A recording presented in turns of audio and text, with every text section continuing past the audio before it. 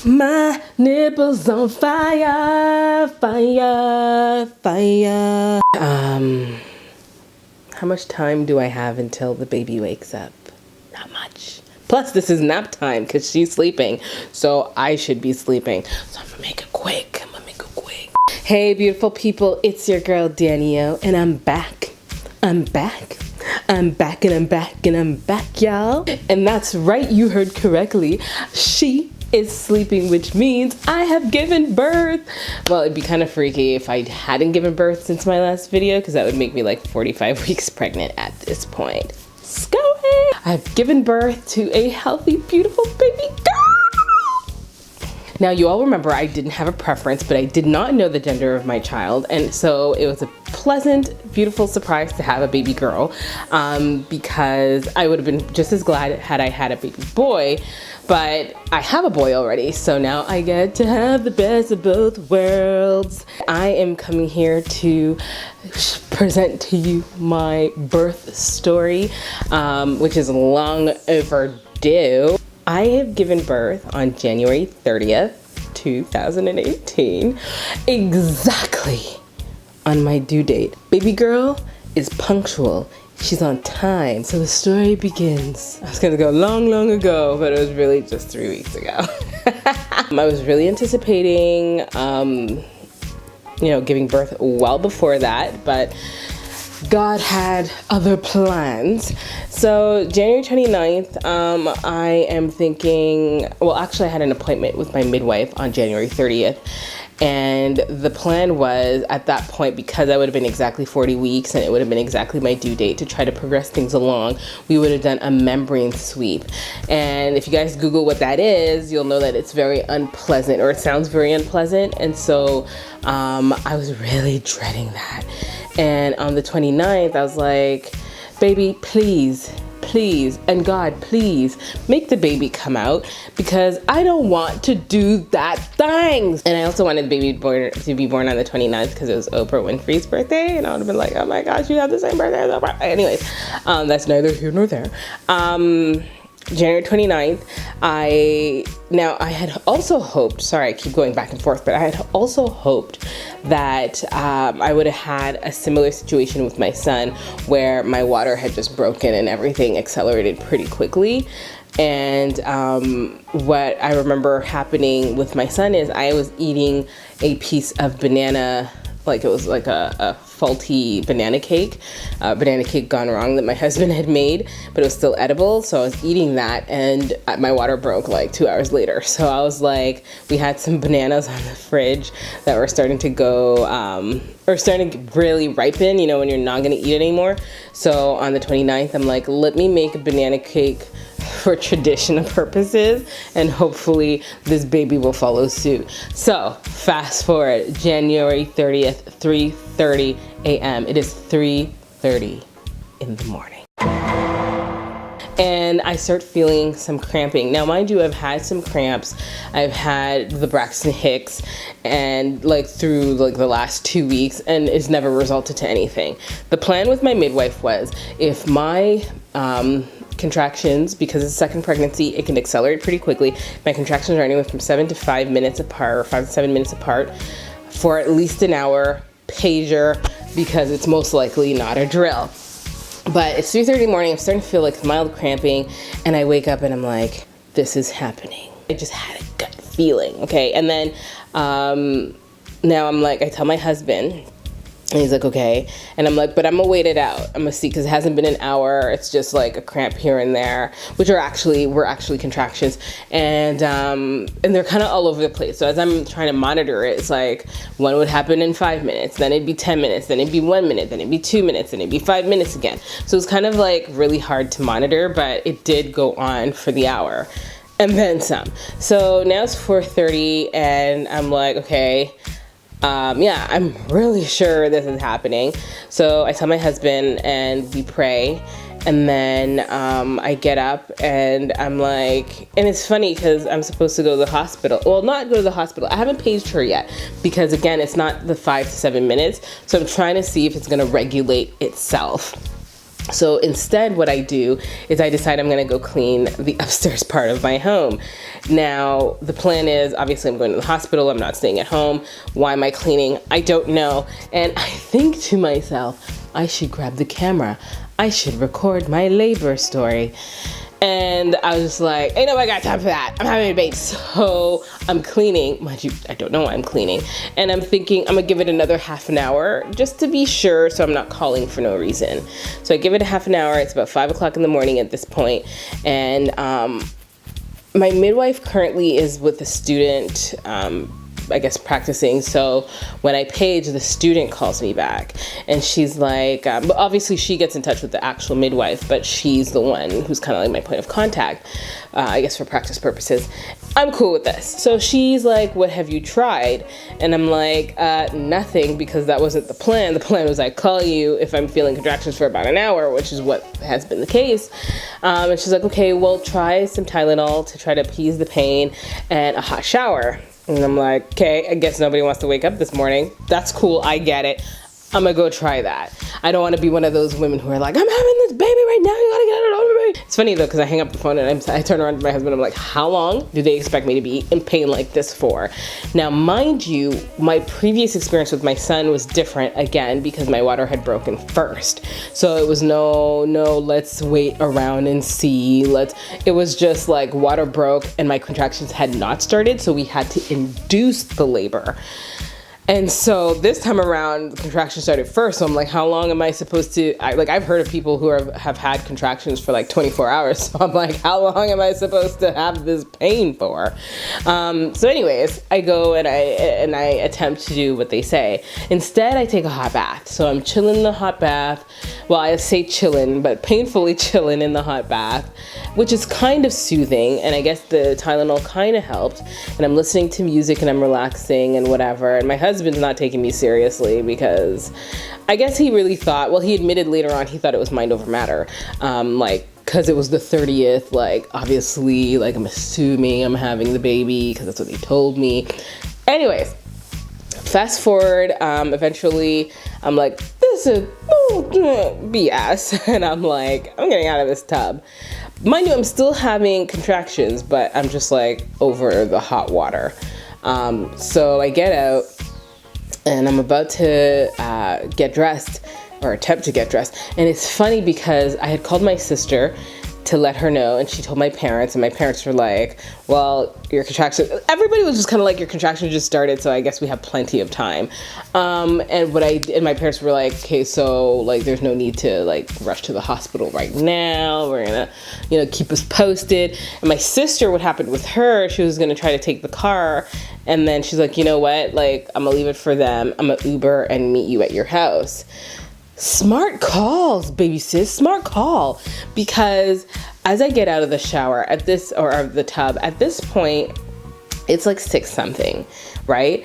And my sister shows up, and I remember because she showed up, I was monitoring her Uber ride because I was like, somebody who believes me, somebody who supports me. So she finally arrives.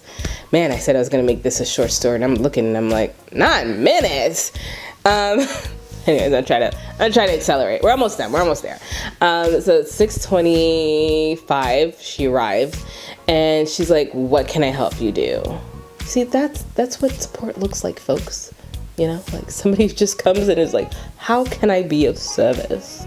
So, anyways, the real MVP right there. So, she's like, "How can I help you?" And at this point, I'm like, the contractions are every minute. It's I got out of the tub. I don't know if the hot water, I don't know what happened, but I, all of a sudden, I could not move. And I'm like, I can't even dry myself. Help me dry myself. And then get some underwear on and a t-shirt or something. And then I'm going to try to see if I could get into bed. So I'm sitting there with these contractions. And it's not clicking to me, because they're a minute that, this baby is coming. What's really clicking into my mind is, you know what? You've betrayed yourself long enough. And what I mean by that is The minute I felt the cramp at 3:30 in the morning, the minute my eyes opened, and I was like, this baby is coming, I should have trusted myself and my body enough to know that was the truth and not to listen to all the outside noise who was like, do this and do that and wait it out and whatever. And I was upset with myself, but I'm like, no, you know your body, and this baby is coming. You need to page the midwife. So we managed to dry myself, or get me dry. We managed to put the underwear on, the t-shirt, and I just managed to hop back into bed. And I'm paging the midwife, and then she's like walking me through the contraction, because as I'm trying to call, or as I'm trying to speak to her, I cannot talk. So she's breathing me out, and then she's telling me, okay, make sure you pack your hospital bags. We've already contacted the hospital. You're already good to go. Meet us at the hospital. What's the other thing she said? Yeah, meet us at the hospital. Should your water break on the way, giving me instructions. Should your water break on the way to the hospital, pull over to the side, page us, call 911, whatever. Bring some snacks to walk you through the process, give you energy. I'm like, girl, I'm beyond snacks and energy. I can't even think of food, but okay. So we hang up. Not even a minute passes. I hear like a snap sound, but I've been here before. I remember this. It's my waters. My waters just broke. I can no longer move. So at this point, this is when my husband's like, this is not a dream. Not his words exactly, but that's when he's realizing like, oh, she wasn't pretending. And in case you're wondering where he was from the time I got out of the tub to the time I got to the bed, he was downstairs kind of chilling, watching news, thinking like, you know, we have plenty of time, but we had no time. My water breaks. So at this point, I can barely really breathe and function. My son, who's sleeping, happened to be sleeping in our bed, is waking up to his mom sweating and wailing in pain. And oh my gosh, God bless him, because he was so sweet. And I thought he would be traumatized or afraid, but here he was rubbing my forehead, telling me it's gonna be okay. It was a really, really sweet moment. Anyway, so my husband, my sister's trying to put my pants on, and I'm like, guys, there's no putting pants on right now. I don't know what you guys are trying to do. You guys are trying to move me and do whatever. Don't touch me. I'm in pain. This is not working out. Call 911. So my sister pages the midwife, as per the instructions, as if we were in the car. She pages the midwife, calls 911. The dispatcher can hear me wailing out in pain. And she's starting to give my sister instructions. They're like, open her legs. And I'm like, I can't even open my legs. Like, the pain was just too real. And guys, I'm not one to not do drugs. I'm all about the drugs. I have a very low tolerance for pain. Hook me up to the machines, do whatever you gotta do, pump me up with the medication. I don't wanna feel it. So I wasn't trying to be brave. I wasn't trying to have a natural delivery. I was just trying to survive. So they're like, open your legs, and I can't open my legs. It was too much pain. And then the dispatcher's like, you have to, like, she's on speaker, so I can hear her. She's like, you have to open your legs. So I'm like, so I open my legs.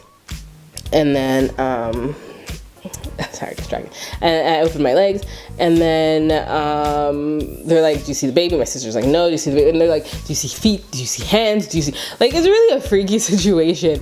And my sister's like, I didn't see anything. And it's funny because my sister starts sweating instantly. And I would have laughed at her if I wasn't in so much pain, because the panic in her face, because they're already starting to give her instructions to deliver this baby. This baby is being delivered at home, folks.